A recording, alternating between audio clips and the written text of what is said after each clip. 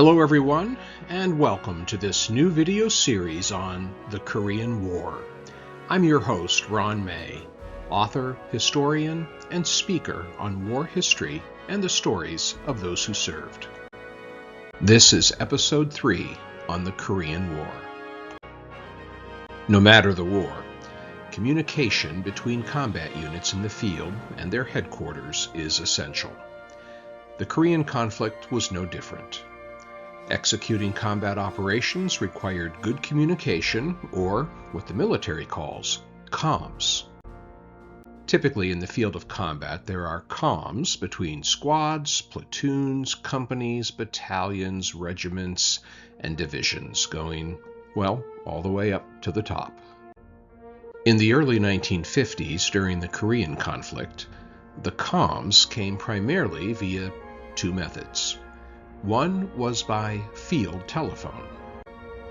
Miles of telephone wire that came from spools were run between the various military units out in the field, connecting them to each other via the field telephones that you see pictured on the left.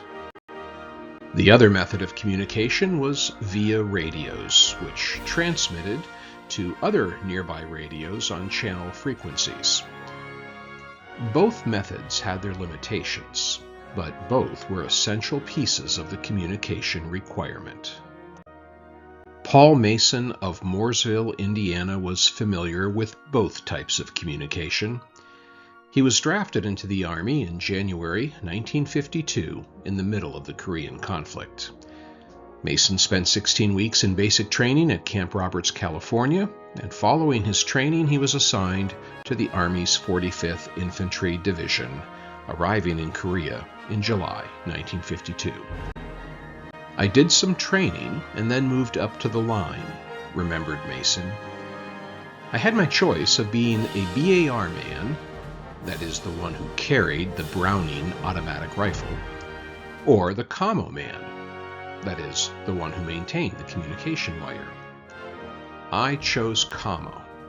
I didn't want to carry the BAR. His decision didn't really conserve any sweat, as he continued to explain. Instead of carrying the BAR, I ended up carrying a radio and a mile of wire wrapped around 2 donut rolls on a packboard. So it wasn't much difference in terms of weight. Here's a little closer look at a typical military radio that Mason would have carried that was used in the 1950s. The 3-foot extended antenna enabled units that were 5 to 7 miles apart to communicate with each other. On the other hand, the field telephone could double the distance of communication, allowing units 10 or more miles apart to communicate. But that only happened if the telephone wire spread over the ground was not damaged or cut by combat operations. Paul Mason knew a great deal about the telephone wire and spreading it. He said that insulated telephone wire was strung everywhere across Korea. It worked pretty well. Stringing and maintaining the wire was Mason's primary job early in his military career.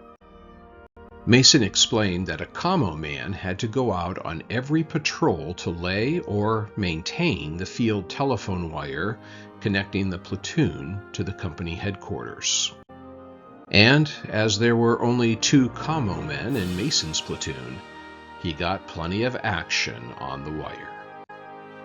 Mason was eventually promoted to company communications chief and oversaw the communication of the entire company from inside his bunker. We had a 12-drop switchboard in my bunker, he said.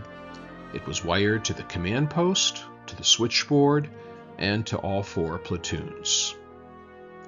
It was just such communication that helped U.S. forces liberate South Korea and ensure her freedom.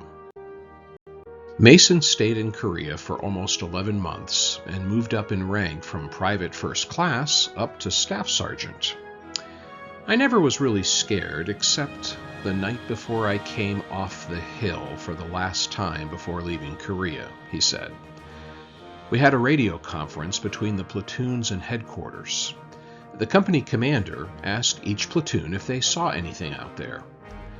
I was next to the second platoon, and that night they radioed in, "See anything? Hell, they're here!" And I had to depart from that very location the next morning. Mason survived the war, and after his discharge he married Carolyn Bean, raised 2 children, farmed with his father for a few years, worked as a mechanic, served at the Mooresville Police Department, and then the Morgan County Sheriff's Office, where he worked for 20 years before retiring. And even in retirement, he served on the City Council. In his latter years, Mason got to visit the Korean War Memorial in Washington, D.C.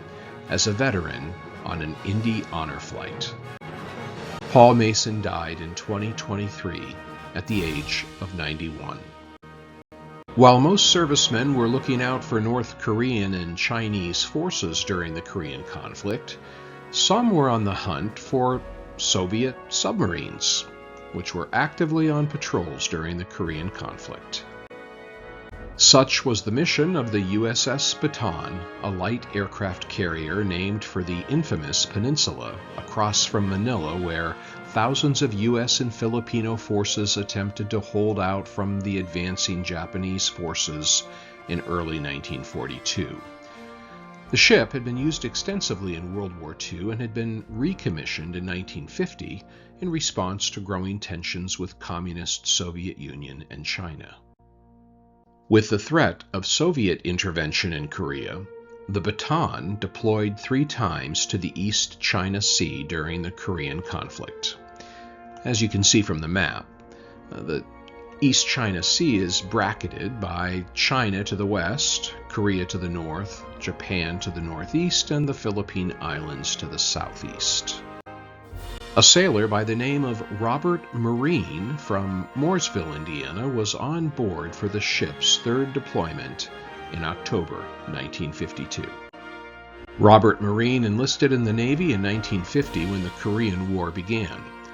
After completing his basic training at Great Lakes Naval Training Center, he left for further training to become a metalsmith, attending an advanced training school in Millington, Tennessee for about 2 months. Marine was then sent to Los Alamitos, California, to the Scouting Squadron VS-871, an air anti-submarine squadron, where he was then assigned to the USS Bataan light aircraft carrier. As a naval aviation metalsmith, Marine was a skilled technician responsible for fabricating, repairing, and modifying metal structures, tools, and components. His job on board the Bataan was maintaining the hydraulic systems and repairing any metal sheathing on the ship or the planes that she carried. The planes carried by the Bataan consisted of the TBM-3S-3W Grumman Avenger bombers, which were used for anti-submarine warfare. The primary mission of the Bataan and her squadron of planes was to patrol the East China Sea between Korea and Okinawa and search for any Soviet submarines. Marine recalled the squadron planes capturing photographs of periscopes once or twice, but on that 3rd deployment, the Bataan never had a confirmed sighting of a Soviet submarine. There was, however, a memorable experience for Marine on one of the Grumman Avengers. When some of the planes from the carrier had to be flown to Atsugi, Japan, to have the tailhook structure reworked, Marine was one of the metalsmith technicians chosen for the work. He and the others boarded the Grumman Avengers and had the thrill of getting launched into the air from the catapult on the ship's deck. It was quite an experience going from a dead standstill to 80 to 90 knots in a fraction of a moment, he said. You pull quite a few G's, that is, the force of acceleration due to gravity. Marine spent several weeks at the Naval Air Facility in Atsugi, working on the plane's tailhooks before returning to the Bataan. Thinking back over his Pacific deployment, Marine said, I was very fortunate. So many men my age got into a real mess out there. I didn't have to put up with the cold and mud. I had warm meals and a bunk each night. While Marine avoided the mud and bullets of ground warfare, he could not escape the burden of being separated from his young wife. In July 1952, prior to his deployment, Marine had married Janet Walker of Monrovia. I was a young married man at the time of deployment, he shared. It was a difficult experience that I will never forget, the separation from my family. It gets kind of lonesome out there on the wide open ocean. Following his discharge in 1954, Marine hopped around different jobs for a time and then purchased a dry cleaning business in Mooresville, which he owned and operated for the next 30 years before retiring.